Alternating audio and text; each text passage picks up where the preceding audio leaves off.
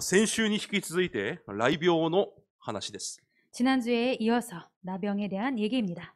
雷病は大きく2つを意味していると言いました。 나병이란 것은 크게 두 가지를 의미한다고 말씀드렸습니다. 私たちが生きていく間、現在、不信仰から来た解決できない問題。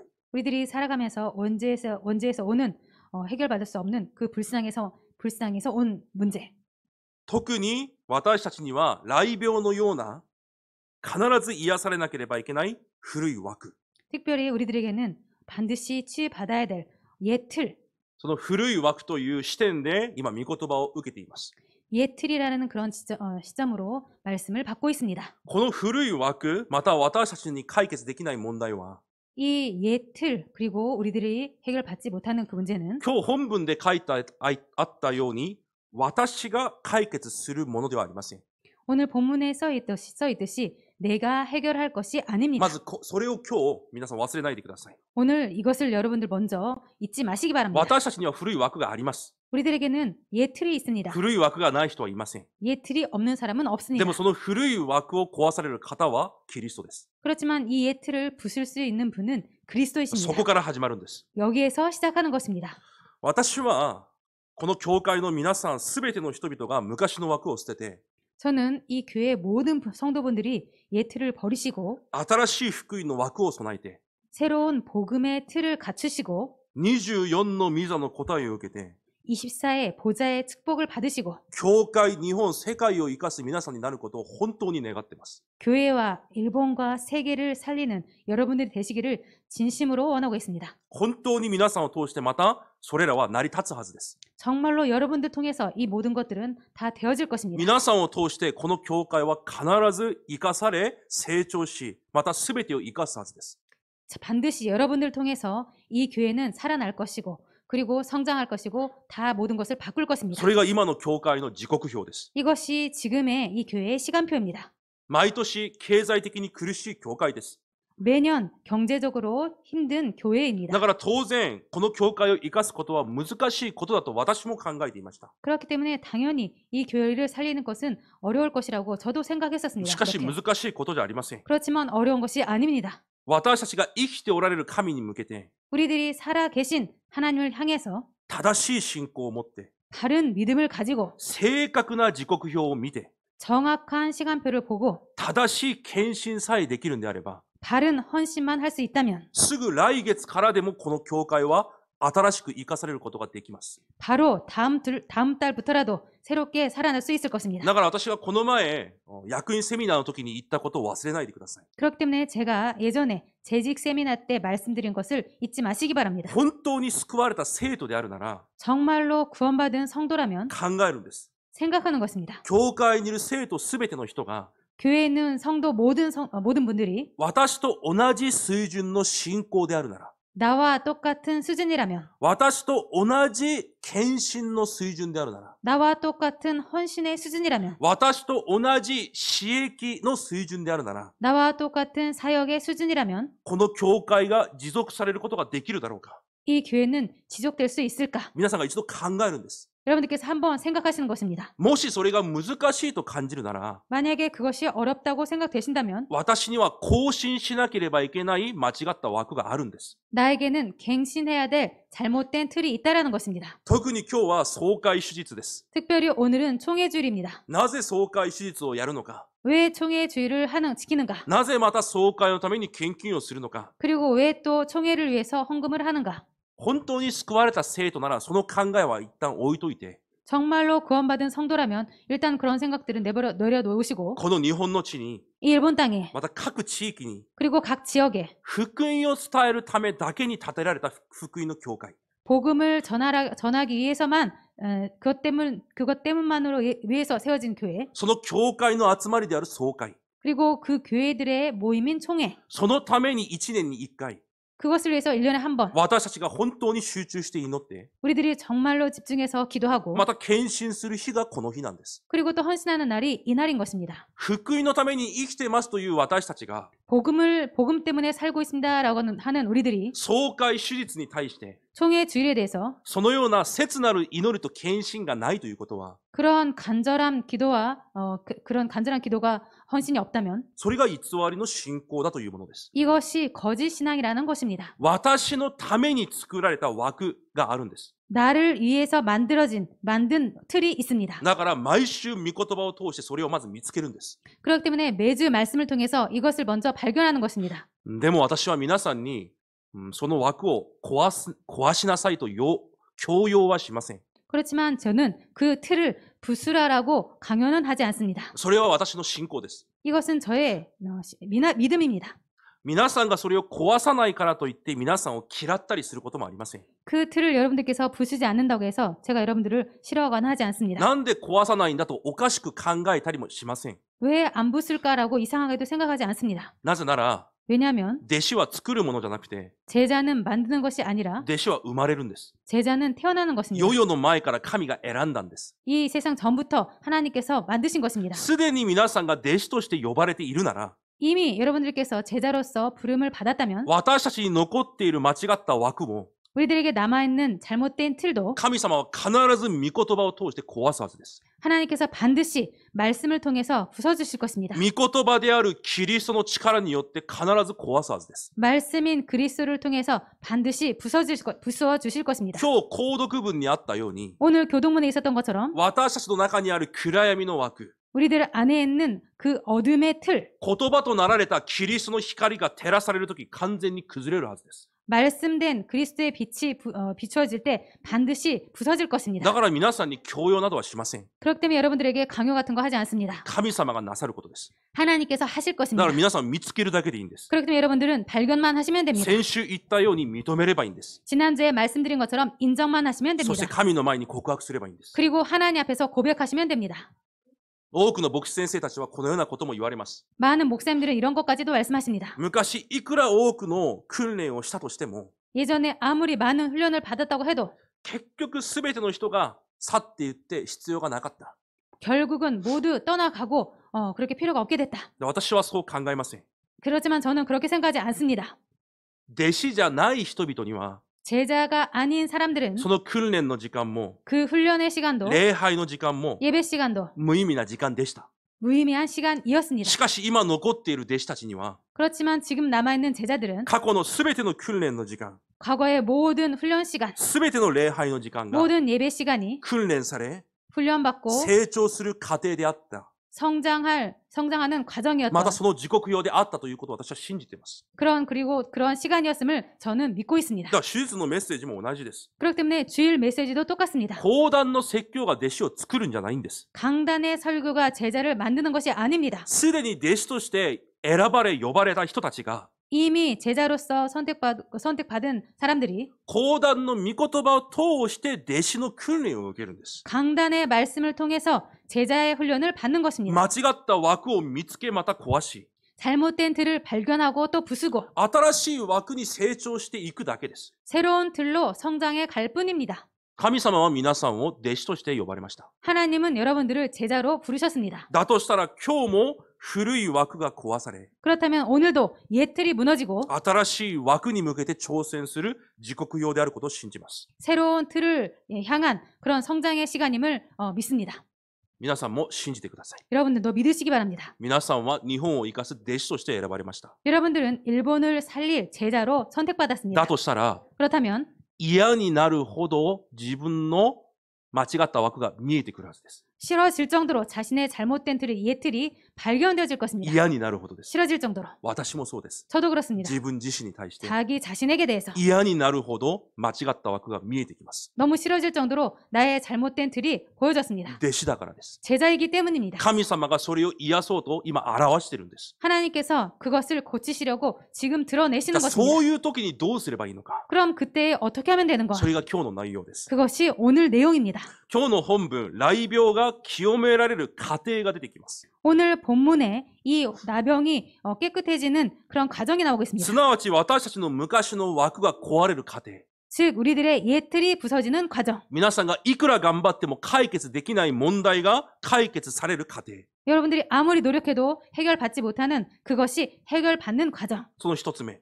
첫 번째입니다. 今日の本文に見ると、 오늘 본문을 보면요. 患者が祭司を訪ねていくんじゃありません。 환자가 제사장에게로 가는 것이 아닙니다. 祭司が患者を探しに行きます。 제사장이 환자를 찾아서 갑니다. 今日3節に見るとこのように書いてあります。 오늘 3절을 보니까 이렇게 써 있습니다. 祭司は宿営の外に出て行って患者に会いなさいと言われます。 제사장은 진영에서 나가서 환자를 만나라라고 써 있습니다. 何を意味していますか？ 무엇을 뜻합니까? 雷病患者のような私たちに会うため、 나병 환자 같은 우리들을 만나기 위해서 キリストが来られたということを今意味しているんです。 그리스도께서 오셨다라는 것을 나타내고 있습니다. だから皆さんは古い枠が見えたとしても、 그렇기 때문에 여러분들은 옛 틀이 보였다고 해도 その枠にとらわれるんじゃなくて、 그 틀에 잡히는 것이 아니라 まず信じてください。 먼저 믿으시기 あ、 바랍니다. この枠から私を解放されるために、 이 틀에서 나를 해방하기 위해서 キリストが今日も私に来られるんだ。 그리스도께서 오늘도 나에게 오신다. 皆さん信仰生活続けると、 여러분들 신앙생활을 계속 해 나가시면 今週も来週も 이번 주도 다음 주도 嫌になるほど自分の間違った枠見えてくるわけです。 아주 싫어질 정도로 그 잘못된 틀이 보여질 것입니다. 後悔も生まれてきます。 그리고 홍해도 いやいや、 후회도 보여질 보여집니다. いくら頑張っても変えることができないような枠も見えてきます。 아무리 노력해도 바뀌어지지 않는 그런 틀도 보여질 것입니다. だからといってそこにとらわれるのは皆さんの姿じゃありません。 그렇지만 그렇다고 해서 그런 것에 잡히는 것, 그것은 여러분들의 모습이 아닙니다. 信じるんです。 믿는 것입니다. キリストがその枠から私を解放するために今日も来られたんだ。 그리스도께서 그 틀에서 나를 해방시키기 위해서 오늘도 오신 것이다. ヘブル13章を読んでみます。 히브리서 13장을 읽겠습니다. 新約聖書ヘブル13章12節と13節を読んでみましょう。 히브리서 신약성경 13장 12절에서 13절을 읽겠습니다.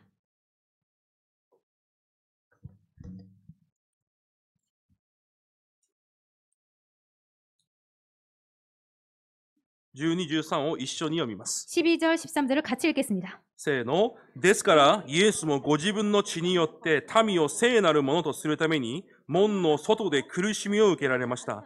ですから、私たちはキリストの恥ずかしめを身に負って、宿営の外に出て、身元に行こうではありませんか。アメン。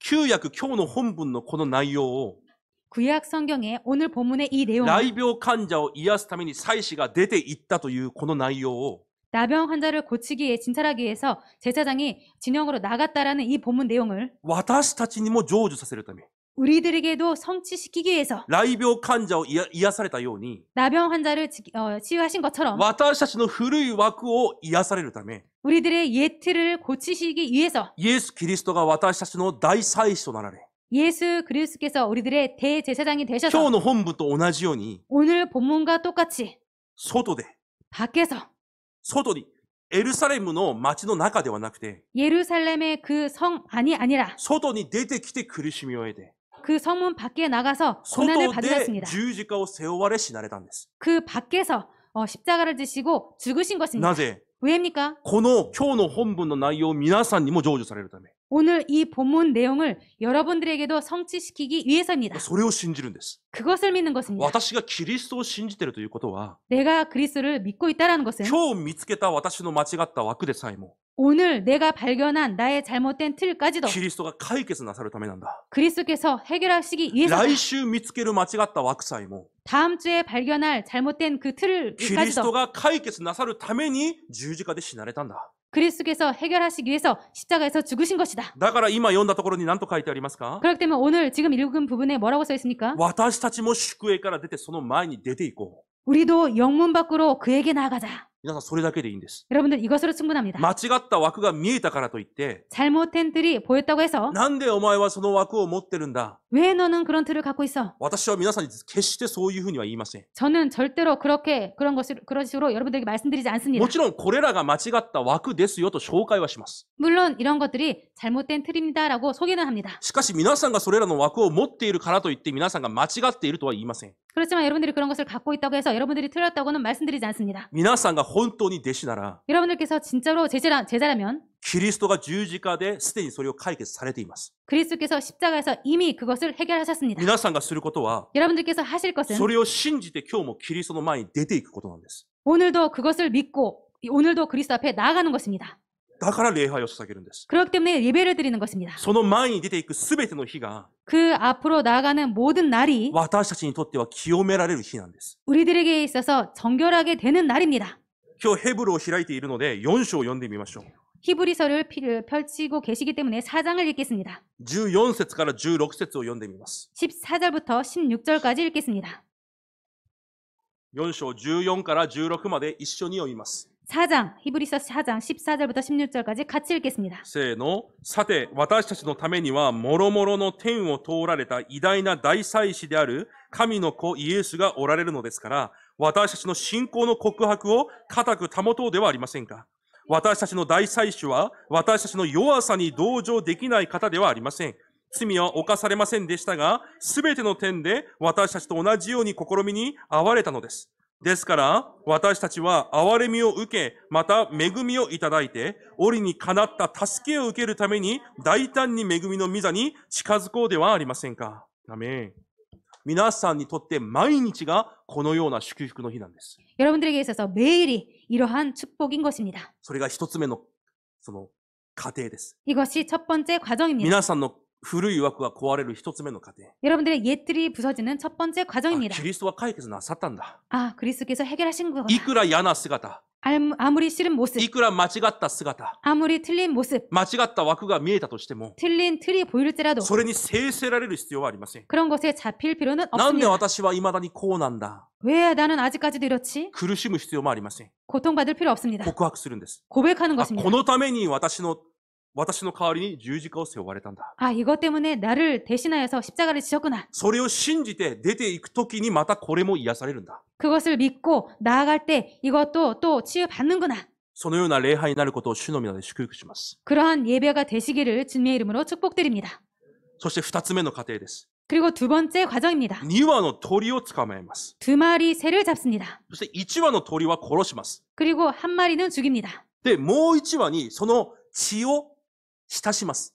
그리고 또 다른 한 마리에게 그 피를 바릅니다. そしてその鳥はこう逃がしてあげるんです。 그리고 나서 그 한 마리 새는 날려보냅니다. もう何を意味しているかわかるはずです。 무슨 말을 하는 건지 아실 것입니다. 私たちに残っている 우리들에게 남아있는 サタンの罠、 사탄의 올무, 私たちに残っている落とし穴、 우리들에게 남아있는 함정, また枠、 그리고 틀, そこにとらわれ永遠に苦しむしかなかった私たちを 거기에 잡혀서 영원히 고통을 받을 수밖에 없는 우리들을 イエス・キリストが血を流され、 예수 그리스도께서 피를 흘리시고 その血潮によって私たちを完全に解放されるということです。 그 피를 통해서 우리들을 완전히 해방하신다는 것입니다. その約束を今私たちに与えられているんです。 그 약속을 지금 우리들에게 주시는 것입니다. 詩篇を読んでみましょう。 시편을 읽어보도록 하겠습니다. 124編です。 시편 124편입니다.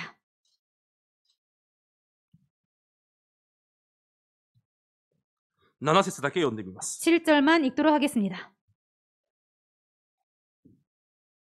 124編7節を一緒に読みます。 124편 7절을 같이 읽겠습니다. せーの。私たちは仕掛けられた罠から鳥のように助け出された。罠は破られ、私たちは助け出された。アメン。旧約のこの詩篇を書いた人は、この秘密を知って告白したんです。 시편을 이 시편을 쓰신 사람은 이 비밀을 알고 고백한 あ、 것입니다. 私にどんな苦しみがあっても、 아, 우리에게 어떤 고통이 있더라도 どんな惨めな枠があったとしても、 아무리 비참한 그런 틀이 있다 罠 할지라도 から解放された鳥のように、 그 올무에서 해방받은 새처럼 私を解放してくださった。 나를 해방시켜 주셨다. 私の助けは主から来るんだ。 나의 도움은 주님께서 하나님에게서 온다. だから皆さんはローマ8章に書いてあるように、 그렇기 때문에 여러분들 로마서 8장에 써 있는 것처럼 すでに罪と死の原理から解放されているんです。 이미 죄와 사망에서 해방받은 것입니다. 皆さんの昔の枠、 여러분들의 옛 틀 ないとは言いません。 없다라고는 말씀드리지 私にもあり 못합니다. ます。 저에게도 있습니다. しかし、すでに解放されてるんです。 그렇지만 이미 해방받았습니다. 昔の枠に閉じ込められているようには見えます。 옛 틀에 잡혀 있는 것처럼 보입니다. でも、その枠のドアは実は開いてます。 그렇지만 그 틀의 문은 이미 열려 있습니다. だから皆さんが騙されなければいいんです。 그렇기 때문에 여러분들에게 속지만 않으면 됩니다. 絶対古い枠、現実にとらわれなければいいんです。 절대로 그 옛틀, 현실에 잡히지만 않으면 됩니다. 昔の枠が見えて、 옛틀이 보이고 自分の弱さが見えて、 자신의 연약함이 と 보이고 ても自分が嫌になり、 정말로 자신이 싫어지고 葛藤もされ、 갈등도 하고 また心配も生まれる時もあります。 그리고 또 걱정이 될 때도 있습니다. そこに騙されないだけでいいんです。 거기에 속지만 않으면 됩니다. とらわれないだけでいいんです。 잡히지만 않으면 됩니다. 今も私たちの大祭司となられる 지금도 우리들의 대제사장이 대신 イエス・キリストがその古い枠をすでに解決なさったんです。 그 예수 그리스도께서 그 옛틀을 이미 해결하신 것입니다. なんで今日それが見えたのか。 왜 오늘 이것이 보였는가? なぜ間違った枠が今日それが見えたのか、私に。 아, 왜 나에게 이 잘못된 틀이 나에게 보였지? そこから出てきなさいという、それを教えるためです。 거기에서 나와라라는 것을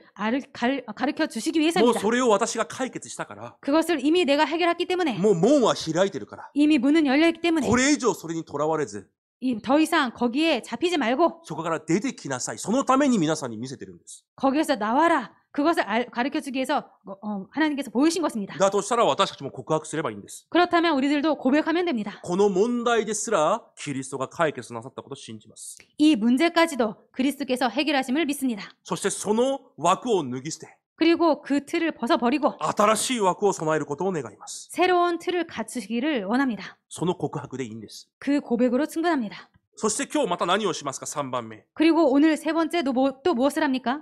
自ら自分を洗って新たにします。 스스로를 씻어 새롭게 합니다. すべての毛を剃り、衣服を洗い、体を洗うと書いてあります。 모든 털을 밀고 옷을 빨고 몸을 씻는다고 써 있습니다. 皆さんがするべきことはこれだけです。 여러분들이 할 것은 だ 이것뿐입니다. からすでに枠は壊されてるんです。 그렇기 때문에 이미 틀은 부서져 있습니다. 雷病はすでに治ってるんです。 나병은 이미 나아 だ 있습니다. から皆さんは毎週御言葉を通して悟るだけです。 그렇기 때문에 여러분들은 매주 말씀을 통해서 あ、 깨달으시면 こ 됩니다. れも治ってたんだ。 아, 이것도 다 이미 치유받았구나. あ、これも主がすでに癒されたんだ。 아, 이것도 주님께서 이미 こ 치유하셨구나. の間違った生き方も主がすでに解決されたんだ。 이 잘못된 삶도 주님께서 이미 치유하셨구나.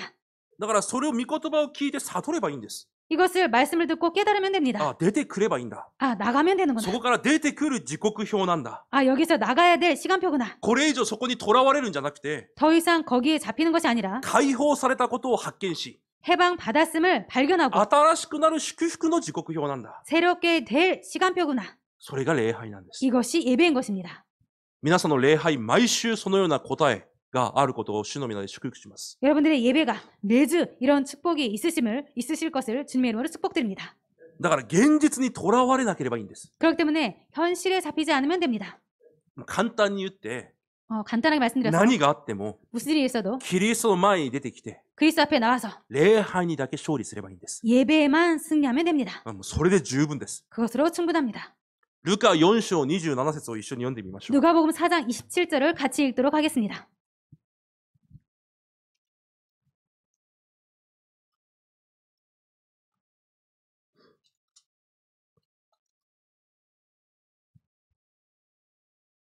.27節を一緒に読んでみます。 4장 27절을 같이 읽도록 하겠습니다. せーの。また預言者エリシャの時にイスラエルには雷病人がたくさんいたが、そのうちの誰も清められないで、シリア人ナーマンだけが清められました。アメン。時代には多くの雷病患者がいます。 시대에는 많은 나병 환자가 있습니다. 今の時代も同じです。 지금 시대도 똑같습니다. 古い枠にそのまま閉じこもって生きていく人たくさんいます。 옛 틀에 잡혀서 그대로 살아간 사람 많이 있습니다. ただナーマンだけがその前に出てきたと書いてあります。 그렇지만 오직 나만만 나왔다고 써 있습니다. 皆さんがそれをやればいいんです。 여러분들께서 이것을 하시면 됩니다. そこに閉じこもっていないで、 거기에 잡혀있지 마시고 キリストに対する信仰を持って、 그리스도에 대한 그 믿음을 가지고 神の前に出てきて、皆さんその告白をすればいいんです。 하나님 앞에 나와서 그것을 고백하시면 됩니다. 昔の枠ない人はいません。 옛 틀 없는 사람은 だ 없습니다. から昔の枠が現れることに恐れを感じないでください。 그렇기 때문에 옛 틀이 드러나는 것을 두려워하지 마시기 바랍니다. 皆さんよりも私の方が昔の枠、変な枠たくさんあります。 여러분보다도 제가 잘못된 옛 틀, 이상한 틀 많이 있습니다. 皆さんにも枠があるはずです。 여러분들에게도 틀이 있을 それ 것입니다. が現れること。 그것이 드러나는 것, それを見つけること、 그것을 발견하는 것, 絶対恐れないでください。 절대로 두려워하지 마시기 바랍니다. それらがない人がいないからです。 그런 것이 없는 사람이 없기 때문입니다. その人のためにキリストが来られたんです。 그 사람 때문에 그리스도께서 오신 だ 것입니다. から認めるんです。 그렇기 때문에 인정하는 것입니다. 私のこの古い枠を直されるために、 나의 이 예틀을 고치시기 위해서, 新しい枠を与えられるために、 새 틀을 주시기 위해서 キリストが来られたんだ。 그리스도께서 오신 것이구나. すでに解決され、 이미 해결받고 門も開かれている昔の枠。 문도 열려있는 예틀, そこで自らそこに閉じこもって生きていくんじゃなくて、 스스로 그 안에 잡혀있지 말고 その枠を発見したなら、 그 틀을 발견했다면 これ以上葛藤もせず、 더 이상 갈등도 하지 말고 悩みもせず、 고민도 하지 말고 信仰で出てくればいいんです。 믿음으로 나아가면 됩니다. 信仰を持って。 믿음을 가지고.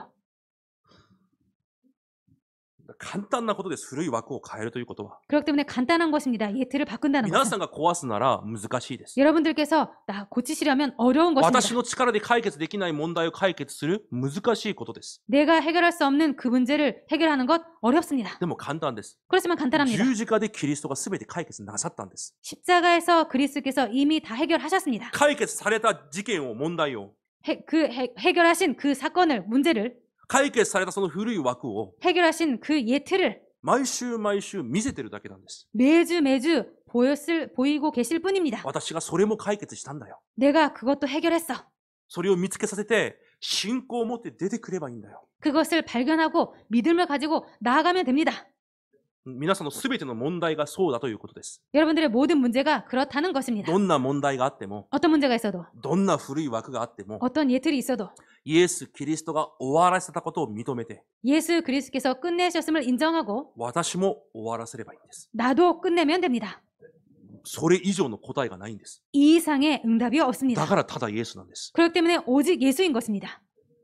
忘れないでください。 그래서 잊지 마시기 바랍니다. 何回も繰り返して言います。 몇 번이나 반복해서 말씀드립니다. 皆さんの古い枠はすでに壊れています。 여러분들의 예틀은 이미 부서져 있습니다. 神はその道をすでに開かれています。 하나님께서 그 길을 이미 여셨습니다. 毎週壊れているということを御言葉で皆さんに見せられています。 매주 부서졌음을 말씀으로 여러분들에게 보이시고 계십니다. そこから出てきなさいと言われています。 거기에서 나와라라고 말씀하십니다. だから私が壊すんじゃないですよ。 그렇기 때문에 내가 부수는 것이 キ 아닙니다. リストが壊されたんです。 그리스도께서 부수셨습니다. その契約を握って出てくればいいんです。 그 언약을 붙잡고 나가면 됩니다. その信仰を持って新しい枠に入っていけばいいんです。 그 믿음을 가지고 새 틀로 들어가시면 됩니다. じゃあその新しい枠とは何なのか。 그럼 그 새 틀이 무엇인지, それが早期迎神礼拝の時に与えられた御言葉です。 그것은 송구 영신 예배 때 주신 말씀입니다. 古い枠を壊し新しい枠を備えようと言われました。 옛 틀을 부수고 새로운 틀을 갖추자라고 말씀하셨습니다. 新しい祈りの枠、 새로운 기도의 틀, 新しい経済の枠、 새로운 경제의 틀, 新しい伝道宣教の枠。 새로운 전도 선교의 틀. 今日の本文をずっと読んでいくと、 오늘 본문을 계속 읽어가면요. 雷病から清められた者が 나병에서 정결해진 자가 一番最初に何をするかというと、 가장 먼저 무엇을 하냐면요. 神様の前で全ての生贄を捧げます。 하나님 앞에서 모든 제사를 드립니다. 5つの代表的な生贄があるじゃないですか。 5가지 대표적인 제사가 있지 않습니까? そこで和解の生贄だけを除いて4つの生贄を全て捧げます。 거기에서 화목제만 빼고 4가지 모든 제사를 드립니다. これどういう意味かわかりますか？ 이것이 무슨 의미인지 아십니까? 古い枠から出てきたものは、 옛 틀에서 나온 자는 神に栄光を捧げることができる全ての捧げることができる人生に変わるということです。 하나님께 영광 돌릴 수 있는 그 새로운 인생이 되었다는 것입니다. そう変わったということなんです。 그렇게 바뀌었다라는 だ 것입니다. から昔の枠が壊れるということは、 그렇기 때문에 옛 틀이 부서졌다라는 것은 新しい人生が始まったということです。 새로운 인생이 시작되었다라는 どう 것입니다. いう人生ですか？ 무슨 인생입니까? これから私の人生が 앞으로 내 인생이 神様に栄光を捧げることができる人生。 하나님께 영광을 돌릴 수 있는 인생, 神に生贄を捧げることができる人生。 하나님께 희생제사를 드릴 수 있는 그 인생, そのように変わったということを意味しているんです。 그런 인생으로 바뀌었다라는 것을 의미하고 있습니다. ローマ12章を一緒に読んでみます。 로마서 12장을 같이 읽겠습니다.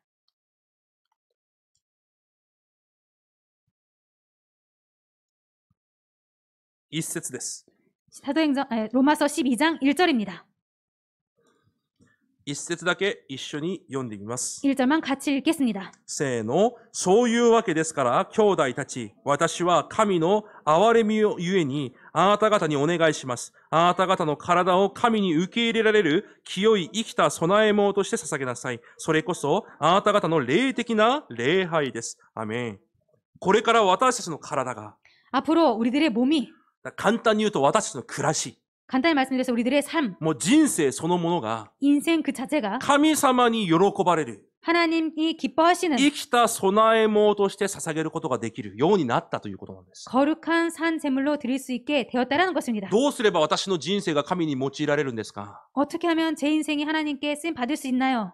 信仰を持って 믿음을 가지고 古い枠から出てきて 옛 틀에서 나와서 新しい枠に入ればいいんです。 새로운 틀로 들어가면 そ 됩니다. れだけです。 그것뿐입니다. 2節3節も一緒に読んでみます。 2절, 3절도 같이 읽겠습니다.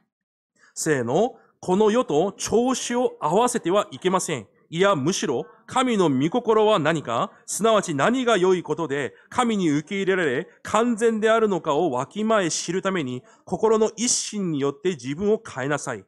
私は自分に与えられた恵みによって、あなた方一人一人に言います。誰でも思うべき限度を超えて思い上がってはいけません。いや、むしろ神がおのおのに分けて与えてくださった信仰の計りに応じて、慎み深い考え方をしなさい。アメン。今日本文にこのように言われます。 오늘 본문에 이렇게 말하고 있습니다. 2節の頭にこの世と調子を合わせてはいけません。 2절의 처음 부분에 이 세자들을 본받지 말고 この世と一緒に歩んではもういけないということです。 더 이상 이 세상과 같이 걸어서는 안 된다는 そし 것입니다. て、心の一心によって自分を変えなさいと言われます。 그리고 새롭게 함으로 변화를 だか 받아라고 ら古い 했습니다. 枠から出てきたんであれば、 그것은 옛 틀에서 나왔다면 新しい枠を備えなさいということです。 새로운 틀을 갖춰라라는 それが 것입니다. どういう枠ですか？ 그것이 어떤 틀입니까? 神の御心が何であるのか。 하나님의 뜻이 무엇인지, 何が神に受け入れられる良いことなのか。 무엇이 하나님께서 기뻐하시는 좋은 것인지 それを分別するものになりなさい。 그것을 분별하도록 해라. そのような人生、生活になりなさい。 그러한 인생, 삶이 되라. それが新しい枠だと言われます。 이것이 새로운 틀이라는 것입니다. そしてまた言われます。 그리고 또 말씀하십니다. 思うべき限度を超えて思い上がってはいけないと言われます。 마땅히 생각할 그 이상의 생각을 품지 말고 ただ、その信仰の計りに応じて考えなさいと言われます。 오직 믿음의 분량대로 생각해라라고 써 있습니다. どういう意味ですか？ 무슨 뜻입니까? 新しい枠というのは、 새로운 틀이란 것은 神が与えられた信仰で、 하나님께서 주신 そ 믿음으로 の信仰にぴったり合った考えをするものなんです。 그 믿음에 딱 맞는 생각을 하는 것입니다. それ以上の他の考えはするな。 그 이상의 다른 생각은 품지 마라. キリストに対する信仰以外の世の考えはしなくていいんだよ。 그리스도에 대한 그 믿음 외에 이 세상의 생각은 할 필요가 없다. キリストを信じる生徒として、 그리스도를 믿는 성도로서, そして役員として、 그리고 임원으로서, 住職者として、 중직자로서 当然考えなければいけない考え以外は考えなくていいんだよ。 마땅히 생각할 그 이상의 생각은 품지 않아도 된다. それにぴったり合った考えだけをしなさいということです。 거기에 딱 맞는 생각만 해라라는 そ 것입니다. れが新しい枠なんです。 이것이 새로운 틀이라는 것입니다. 古い枠は 옛 틀은 自分が生きるために作ってあった枠。 자신이 살아가기 위해서 만든 틀. キリストはすでにそれを壊しました。 그리스도는 이미 그것을 そ 부수셨습니다. こから出てきなさいと言われます。 거기에서 나와라고 そして 하십니다. 新しい枠に入りなさいと言います。 그리고 새로운 틀로 들어가라고 それ 하십니다. がどういう枠ですか？ 이것이 어떤 틀입니까? 何が神に喜ばれることなのか。 무엇이 하나님께서 기뻐하시는 것인지, 何が神の御心なのか。 무엇이 하나님의 뜻인지, 何が住職者として、 무엇이 중직자로서, 何が生徒として、 무엇이 성도로서 当然な考え方なのか。 당연한 마땅히 생각할 생각인지, それが新しい枠だと言われます。 이것이 새로운 틀이라는 것입니다.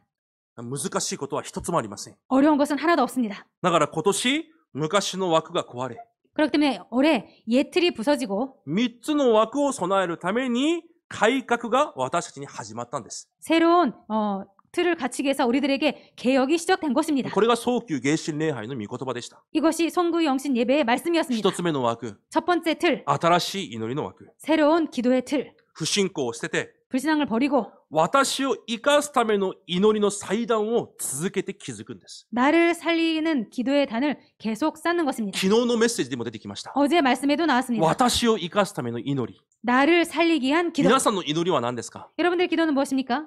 生活の何かの問題を解決するための祈りですか？ 삶의 뭔가를 해결하기 위한 기도입니까? 目に見える暮らしの何かの問題を解決するための祈りですか？ 눈에 보이는 삶의 뭔가를 해결하기 위한 기도입니까? もうその祈りしなくていいということです。 더 이상 그런 기도는 안 해도 된다는 것입니다. 私を生かすための祈り。 나를 살리는 기도. くだらない考えは捨てて、 필요 없는 생각은 버리고 必要のない悩みは捨てて、 필요 없는 고민도 버리고 私に与えられた神の形に、 나에게 주어진 하나님의 형상에 神の力が十分に望まれるように。 하나님의 능력이 충분히 임하도록 どれくらいですか？ 얼마만큼입니까? 奴隷に捕まらないようにしてくださいじゃなくて、 노예로 잡히지 않게 해주세요라는 기도가 奴隷 아니라 に行ったとしてもその現場で神の力で満たされますように。 노예로 갔다고 할지라도 그곳에서 하나님의 능력으로 충만하도록 ただ聖霊で私を満たしてください。 오직 성령으로 저를 충만하게 そ 하여 の 주옵소서. 祈りを 그 기도를 24時私の呼吸のように祈り続けるんです。 24시 나의 호흡처럼 계속하는 것입니다. それが新しい祈りの枠です。 이것이 새로운 기도의 틀입니다. そして新しい経済の枠。 그리고 새로운 경제의 틀, 光の経済が来るしかないように、 빛의 경제가 올 수밖에 없는 経済の優先順位を変えなさいと言われました。 경제의 우선순위를 바꿔라라는 것입니다. 優先順位を変えるです。 우선순위를 바꾸는 것입니다. キリストはすでに 그리스도는 이미 皆さんの経済の間違った枠も壊されました。 여러분들의 틀린 경제 그 틀도 そ 바꾸셨습니다. の証拠として、 그 증거로서 皆さんは何が新しい経済の枠なのか知っています。 여러분들은 무엇이 새로운 경제의 틀인지 알고 계십니다. だとしたら、 그렇다면 皆さんがやることは一つなんです。 여러분들께서 하실 것은 한 가지입니다. 信仰を持って出てくればいいんです。 믿음을 가지고 나아가시면 됩니다. それだけです。 그것뿐입니다. 私が自ら計算し、 내가 스스로 계산하고 自ら判断し、 스스로 판단하고 自分の仕事、 자신의 일, 自分の人生、 자신의 인생, 自分の家庭を自ら責任を取るその古い枠から出てきなさい。 나의 가정을 자기가 스스로 책임지는 그런 예틀에서 나와서 そこから出てきて全て神に任せなさい。 거기서 나와서 모두 하나님께 맡겨라. あなたの本当の主人である神に全て任しなさい。 너의 참 주인인 하나님께 모두 맡겨라. そしてマタイ6章33節のように、 그리고 마태복음 6장 33절처럼 その国と義を先に求めなさい。 그 나라와 의를 먼저 구해라. そうすれば全てを与えます。 그럴 때 모든 것 다 주십니다. 私の言葉じゃなくて聖書の御言葉じゃないですか。 제 말이 아니라 성경의 말씀이 아닙니까? 神様が生きているんであれば、これも真実でないはず、真実であるはずじゃないですか。 하나님께서 살아 계신다면 이것도 진실이 아니겠습니까?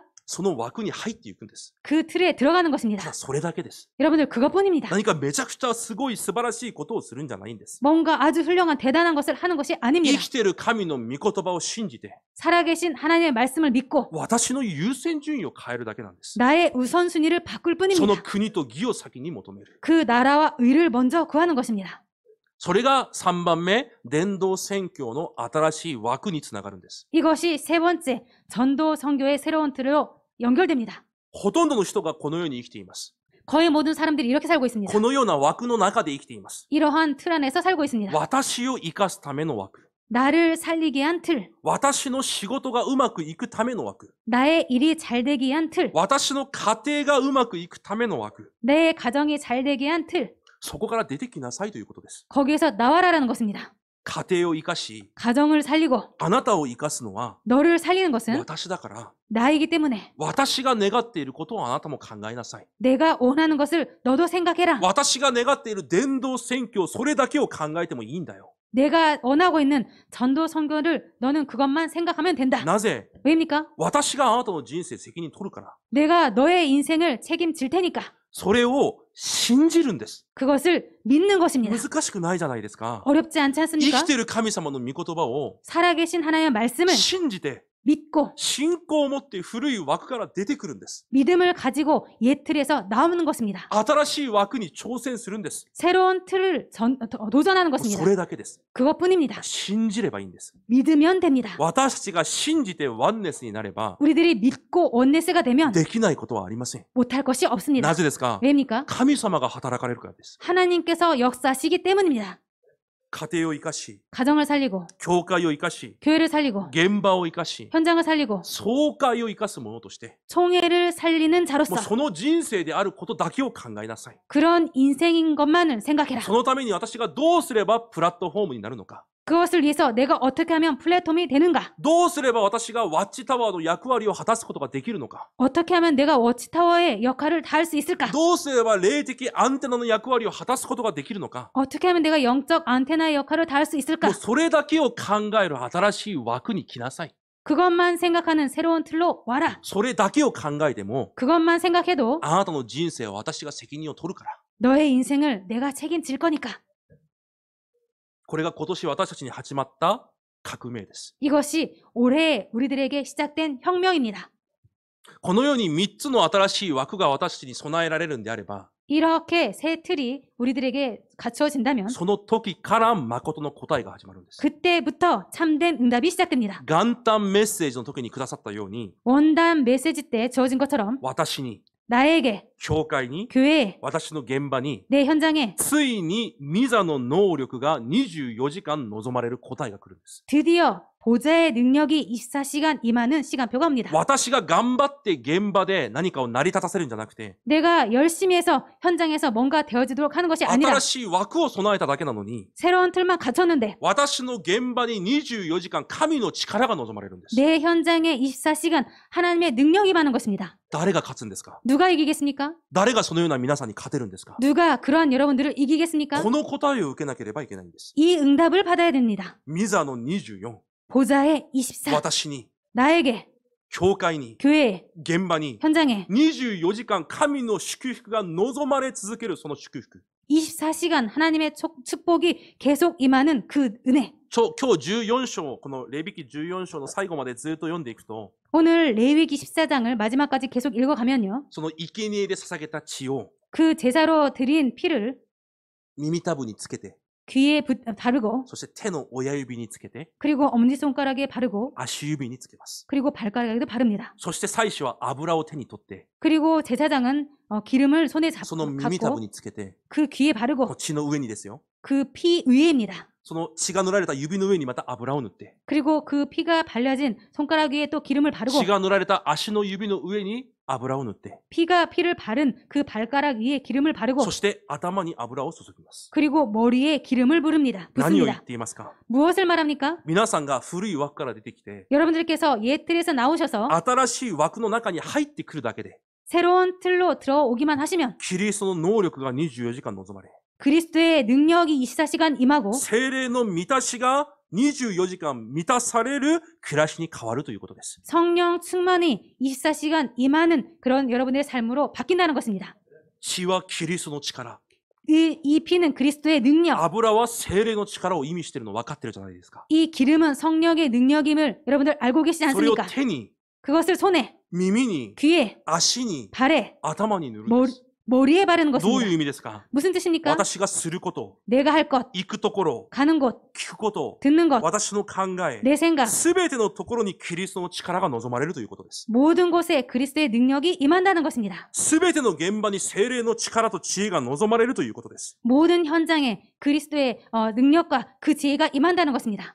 それが皆さんに必要な本当の答えなんです。 이것이 여러분들에게 필요한 참 응답인 い 것입니다. つ来ますか？ 언제 옵니까? 古い枠から出てきて、 옛 틀에서 나오셔서 信仰を持って出てくるんです。 믿음을 가지고 나오는 것입니다. 葛藤を持ってそこにいるんじゃなくて、 갈등을 가지고 거기에 있는 것이 아니라 信仰を持って出てきて、 믿음을 가지고 나와서 新しい枠はもう作られているので入って、 새로운 틀은 이미 만들어져 있기 때문에 그 안에 들어가서 それだけしたのに私の24時間神の力が望まれるんです。 그것만 했는데 나의 24시간 하나님의 능력이 임하는 것입니다.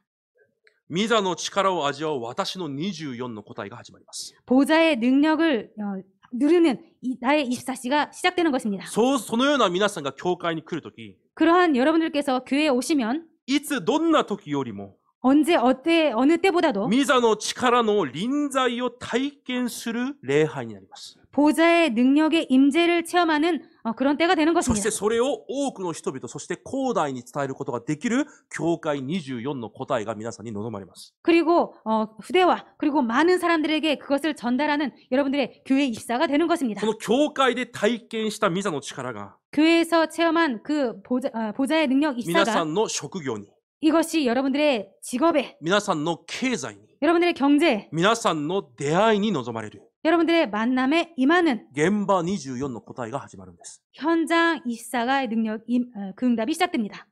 この3つの答えが皆さんを世界福音化できるようにするんです。 이 세 가지 응답이 여러분들을 세계 복음화할 수 있게 하십니다. 皆さんいくら頑張っても絶対に皆さん神に用いられる何か皆さん作り出すことできません。 여러분들께서 아무리 노력해도 하나님께 쓰임 받을 뭔가를 여러분들께서 만들어낼 수 없습니다.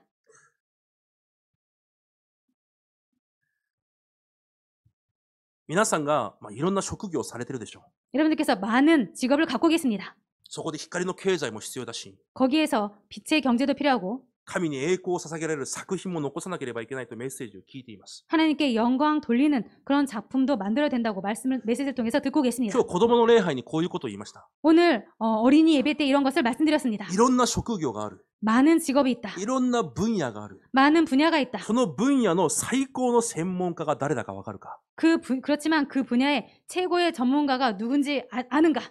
神様です。 하나님이십니다. すべてが神から始まったんです。 모든 것이 하나님에게서 시작됐습니다. いくらいろんな専門的な知識を最高に持っているものであっても、 아무리 최고로 그 분야의 전문성을 갖고 있는 사람이랄지라도 神の知恵と知識のこれっぽっちもついていくことはできません。 하나님의 지혜와 지식에는 조금도 달할 수 없습니다. どんな分野でもそうです。 어떤 분야든 그렇습니다. 子供の礼拝の時にいろんな分野について話しました。 어린이 예배 때 많은 분야에 대해서 말을 나눴습니다. 例えばです。 예를 들어서입니다. 皆さん今日教会に来るとき、 여러분들께서 오늘 교회 오실 때 外が明るかったじゃないですか。 밖이 밝지 않았습니까? なぜ明るいんですか？ 왜 밝습니까?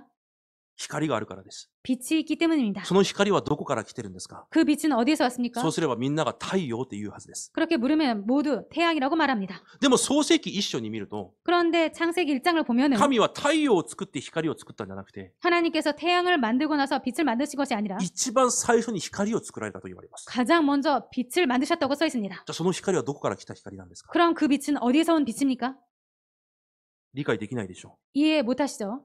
神の力は、 하나님의 능력은 神の知恵は 하나님의 지혜는 理解できないことなんです。 이해할 수 없는 것입니다. 私たちが理解することもできないくらいのものすごい知恵と力が神にあるんです。 우리들이 이해도 할 수 없을 만큼 엄청난 지혜와 능력이 하나님께 있습니다. それを皆さんが受けられないと、 그것을 여러분들께서 받지 못하면 福音の作品を残すことはできないんです。 복음의 작품을 남길 수 없습니다. 今日自由に言いました。 오늘 지훈에게 フォー 말했습니다. ラムするときに、 포럼할 때 あなたが運動をしている。 너는 운동을 하고 있다. その分野で一番の専門家が誰だかわかるか？ 그 지유 랩런트에게 말했습니다. 네가 운동하는 그 분야에서 최고의 전문가가 누구인지 아는가? 神様だ。 하나님이다. 人間の体を作られた方が神であり、 인간의 몸을 만드신 분이 하나님이시고 いくら多くの運動選手が 아무리 많은 운동선수가 最高のパフォーマンスを引き出すために 최고의 퍼포먼스를 만들어내기 위해서 いろんなことをしていても、 많은 것을 해도 聖書はこう書いてある。 성경은 이렇게 써 있다. 人間がいくら歩いても、 인간이 아무리 걸어도 いくら頑張っても、 아무리 열심히 해도 その人間は崩れて倒れる。 그 인간은 결국은 무너진다. しかし私は 그렇지만 나는 絶対に倒れない力を与えることもできる。 절대로 무너지지 않는 힘도 줄 수 있다. 誰よりも専門家は神様だ。 그 누구보다도 전문가는 하나님이시다. だとしたら、まずその神に知恵と知識と力を受けなければいけない。 그렇다면 가장 먼저 그 하나님께 지혜와 지식과 능력을 받지 않으면 안 ただ 된다. ただ運動を成功するためじゃなくて、 그냥 오직 그 운동을 성공시키기 위해서가 아니라 自分の職業が 자신의 직업이 この世に 이 세상에 福音がなぜ必要なのかを見せることができる作品として残るため。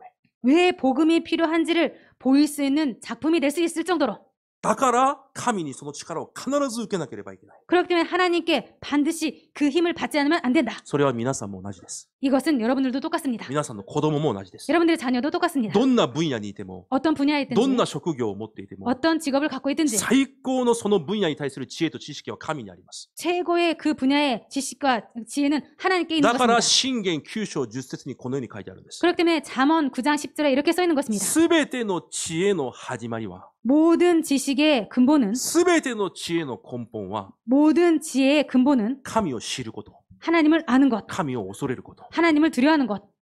どんな分野でもそうなんです。 어떤 분야이든 그렇습니다. もし皆さんの職業に 만약에 여러분들의 직업에 その力が望まれるんであれば、 그 능력이 임한다면 皆さんの職業が福音の必要性を表すしかない作品として用いられるんです。 여러분들의 직업이 복음의 필요성을 나타내는 그런 것으로 쓰임 받게 いや、 됩니다. 私の分野ではもうこれ以上発展する何もありません。 야, 저의 분야에는 더 이상 발전할 뭔가가 あ、 없습니다. 人間の知恵ではそうです。 예, 인간의 지혜로는 그렇습니다. 神は何をどうなさるかわからないんです。 그렇지만 하나님은 무엇을 어떻게 하실지 모릅니다. 皆さんがその御座の祝福を得るんであれば、 여러분들께서 그 보좌의 축복을 능력을 받는다면 すべての人が皆さんを見て神を知るようになるんです。 모든 사람들이 여러분들을 보시고 하나님을 알게 되는 だか 것입니다. らレムナントは今日からその祈りを始めなさい。 그렇기 때문에 이 렘넌트들은 오늘부터 그 기도를 시작해라. 私に主の作品を残すことができる知恵をください。 나에게 주님의 작품을 남길 수 있도록 지혜를 주옵소서. それが今日の子供たちの礼拝でした。 이것이 오늘 어린이 예배였습니다. このようになれば、 이렇게 되면 私たちが本当に日本と237カ国を生かすことができる 우리들이 정말로 일본과 237국을 살릴 수 있는 実際的な働きが始まるんです。 그때 실제적인 사역이 시작되게 今日 됩니다. 34節から本文見ると 오늘 34절부터 본문을 神様 보면요. がこう言われます。 하나님께서 이렇게 いきなり 말씀하십니다. 話を変えます。 갑자기 말씀을 바꾸십니다. あなた方がカナンの地に入って、 너희들이 가나안 땅에 이를 때 もし雷病がある家を見つけるなら、 만약에 나병 환자가 있는 집을 あ 발견하면 なた方がそれを癒してあげなさい。 너희들이 그것을 치유해라. 私たちがカナンに入る前にこの新しい枠を備えるんであれば、 우리들이 가나안 땅에 들어가기 전에 먼저 이 세트를 준비하게 되면 私たちもカナンのすべてを生かすことができるようになるんです。 우리들도 가나안의 모든 것을 치유할 수 있게 됩니다. それが福音化です。 이것이 복음화인 것입니다. 古い枠から出てきて、 옛 틀에서 나와서 新しい枠に入って、 새 틀로 들어가서 御座の祝福で24時間満たされるんであれば、 보좌의 능력으로 24시간 보좌의 능력 24시간 임하게 되면 初めて私たちが本当に現場と日本、広大世界を生かすことができるようになるんです。 그때 비로소 현장과 일본과 세계를 살릴 수 있게 됩니다. だから神は最初から 그렇기 때문에 하나님은 처음부터 237カ国を 237개국을 癒し、 치유, 彼らをサミットに立てるため、 그들을 서밋으로 세우시기 위해서 私たちの人生を選ばれたんです。 우리들의 인생을 선택하신 것입니다. ここまでが皆さんに対する神の目標です。 여기까지가 여러분들을 향한 하나님의 목표이십니다. この道を歩いてください。 이 길을 걸으시기 바랍니다.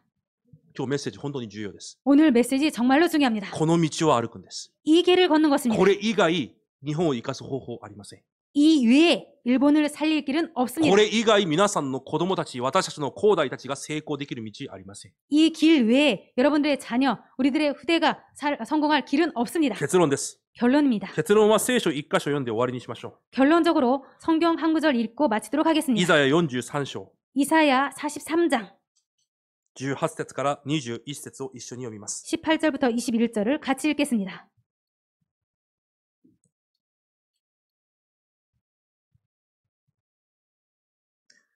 18から21まで一緒に読みます。 18절부터 21절까지 함께 읽겠습니다. せーの、先のことどもを思い出すな。昔のことどもを考えるな。見よ、私は新しいことをする。今もうそれが起ころうとしている。あなた方はそれを知らないのか。確かに私は荒野に道を、荒れ地に川を設ける。野の獣、ジャッカルやダチョウも私を崇める。私が荒野に水を湧き出せ、荒れ地に川を流し、私の民、私の選んだものに飲ませるからだ。私のために作ったこの民は、私の栄誉を述べ伝えよう。アメン。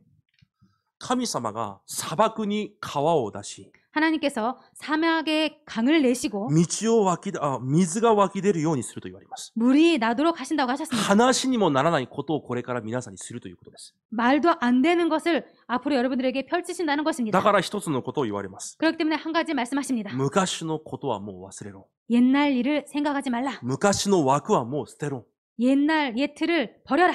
新しいことを行うから。 새 일을 행하리라.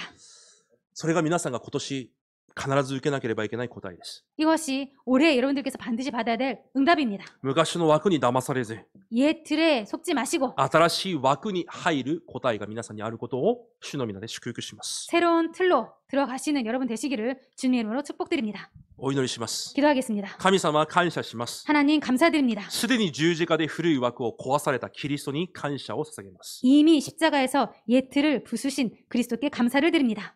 その信仰を持って、その古い枠から出てきて、 그 믿음을 가지고 그 옛 틀에서 나와서 すべてを生かすしかない新しい枠に入っていくことができるように祝福してください。 모든 것을 살릴 수 있는 새로운 틀로 들어갈 수 있도록 축복하여 주옵소서. 神の義と国を先に求める新しい枠に信仰を持って入っていくことができる祝福をお与えください。 새로 하나님의 의와 그 나라를 구할 수 있는 새로운 틀로 그 축복소로 들어갈 수 있도록 축복하여 주옵소서. そのような私たちを通して、 그러한 우리들을 통해서 すべての現場に御座の祝福を与えられ、 모든 현장에 보좌의 축복을 주시고 すべての現場を生かされる神に感謝を捧げます。 모든 현장을 살리실 하나님께 감사를 드립니다. 新しい旅程が始まる一日となりますように。 새로운 여정을 시작하는 하루가 되게 하여 주옵소서. イエス・キリストの皆によって感謝し、お祈りいたします。 예수 그리스도의 이름으로 감사드리며 기도드립니다. アメン。 아멘.